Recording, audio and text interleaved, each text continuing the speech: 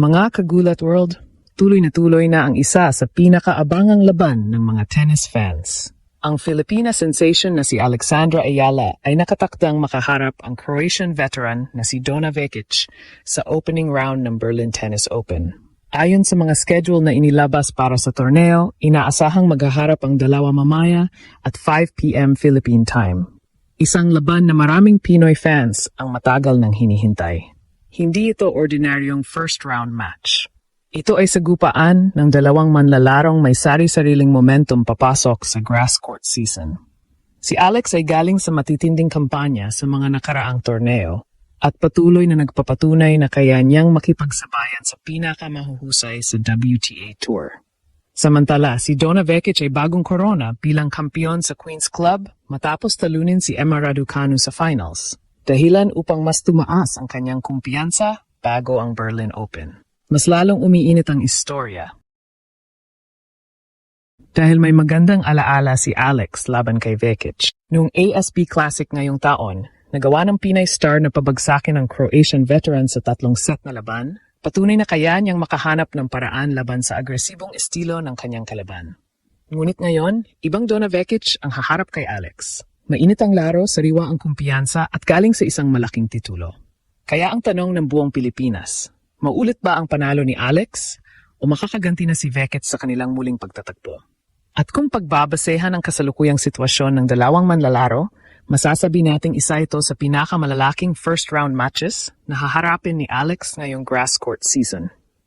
Sa unang tingin, maaring isipin ng iba na dehado agad si Alex dahil sa karanasan ni Donna Vekic. Hindi biro ang naging karera ng Croatian star. Nakalaban na niya ang ilan sa pinakamalaking pangalan sa tennis at naranasan na niya ang pressure ng pinakamalaking torneo sa mundo.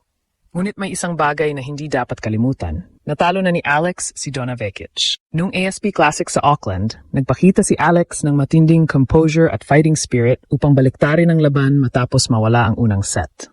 Nagwagi siya 4-6, 6-4, 6-4 sa isang laban na nagpatunay na kaya niyang makipagsabayan sa mga veteranong manlalaro ng WTA Tour.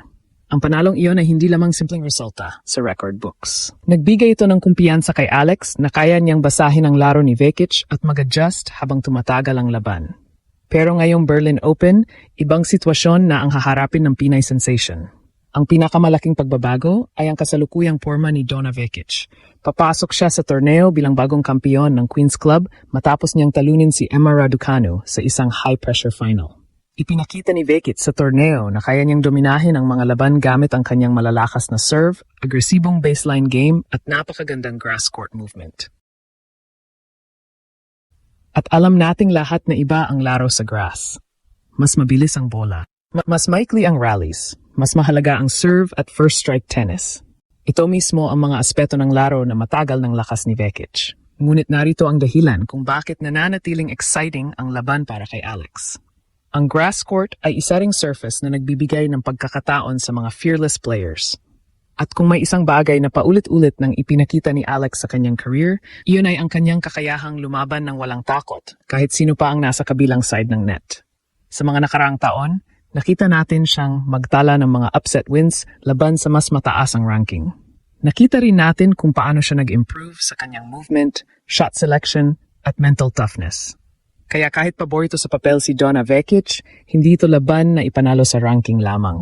Dahil sa oras na magsimula ang laban mamayang 5 p.m. Philippine time, ang tanging mahalaga ay kung sino ang mas makakapag-execute sa pinakamalalaking punto. At para sa maraming tennis fans, yun ang dahilan kung bakit napakainit ng sagupaan na ito. Hindi lang ito laban ng ranking. Ito ay laban ng momentum, kumpiyansa at panibagong pagkakataon para kay Alex na muling gulatin ang tennis world. At habang papalapit ang laban ni na Alex at Donna Vekic, mas lalong tumitindi ang excitement ng mga tennis fans sa buong mundo. Hindi lang dahil kilala ang dalawang manlalaro, kundi dahil pareho silang papasok sa laban na may magandang momentum at mataas na kumpiyansa.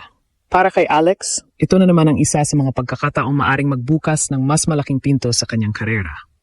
Sa bawat pagkakataong, nakakaharap siya ng isang established WTA star na dadagdagan ang kanyang karanasan at mas lalo siyang natututong makipagsabayan sa pinakamataas na antas ng professional tennis. Ngunit higit pa rito, may pagkakataon siyang makakuha ng isa na namang signature victory na maaaring magpalakas sa kanyang ranking at reputasyon sa international tennis scene. Ang magandang balita para sa mga Pinoy fans ay hindi papasok si Alex sa laban na ito ng walang kumpiyansa. Alam niyang kaya niyang talunin si Donna Vekic. Nagawa na niya ito noon. At kapag may ganitong klaseng psychological advantage ang isang manlalaro, malaking bagay iyon lalo na sa mga dikit na laban. Hindi na bago sa kanya ang estilo ng Croatian star. May ideya na siya kung paano umatake, paano mag-adjust, at paano pigilan ang mga paboritong patterns ng kanyang kalaban. Ngunit siyempre, alam din ni Vekic ang nangyari sa kanilang unang paghaharap. Malamang na pinag-aralan na rin niya ang laban na iyon. Bilang veteranong manlalaro, sigurado may mga adjustment siyang inihanda upang maiwasan ang mga pagkakamaling nagawa niya noon laban kay Alex. Dito magiging napakahalaga ang opening set. Kung makakuha agad ng magandang simula si Alex, maaring magkaroon ng pressure sa panig ni Vekic. Tandaan natin na kahit veterano ang Croatian star, mayroon din siyang pressure bilang mas mataas ang ranking at bagong kampiyon mula sa Queen's Club. Samantala, si Alex ang may mas kaunting pressure. Marami ang titingin sa kanya bilang underdog. At sa nakaraan, madalas nating makita na mas mapanganib si Alex kapag nasa ganitong sitwasyon. Kapag walang inaasahan ang karamihan, doon siya nakakagawa ng mga performances na tunay na nakapagpagulat sa tennis world. Isa pa sa dapat bantayan ay ang kanyang improved maturity sa loob ng court. Kung ikukumpara sa mga unang taon niya sa professional circuit, mas kalmado na ngayon si Alex sa mga crucial moments. Mas maayos na rin ang kanyang decision-making kapag nasa mahahabang rallies at pressure points.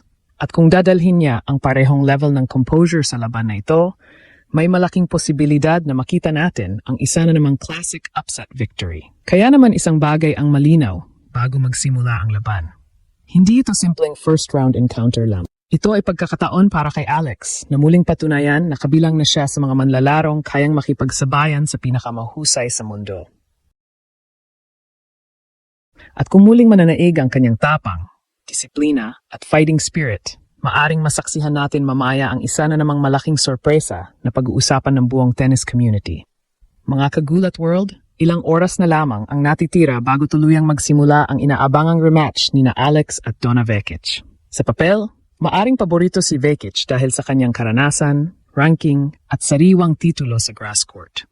Ngunit napatunayan na ni Alex na kaya niyang talunin ang Croatian star kapag naipakita niya ang kanyang pinakamahusay na tennis. Ito ang dahilan kung bakit napakaraming mata ang nakatutok sa laban na ito. Isang panalo lamang ang maaring magbigay kay Alex ng panibagong momentum at mas malaking kumpiyansa sa grass court season. Kaya ihanda na ang inyong suporta dahil maaaring masaksihan natin ang isa na namang makasaysayang gabi para sa Philippine tennis.